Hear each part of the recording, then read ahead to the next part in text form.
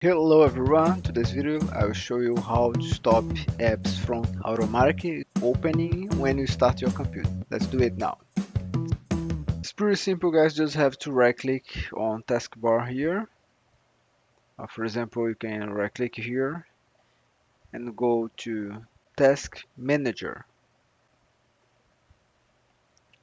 Once you're here, maybe it's gonna be a little bit different for you if you are on Windows 10, but you can find the same option. The option we need now is that here, Start Apps. Click right here, and now as you can see, I have a lot of apps enabled, and some of them are disabled. Subscribe to the channel. Bye. And the second step is you just have to looking for the app that is opening when you start your computer.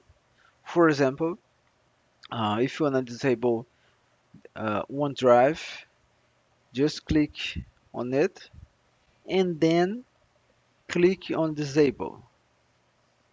Okay, and now it will show that it is disabled now, right? But please pay attention. You don't need. I mean, you can't disable everything, every app here. There are some apps that it might be enabled because it's important for your computer.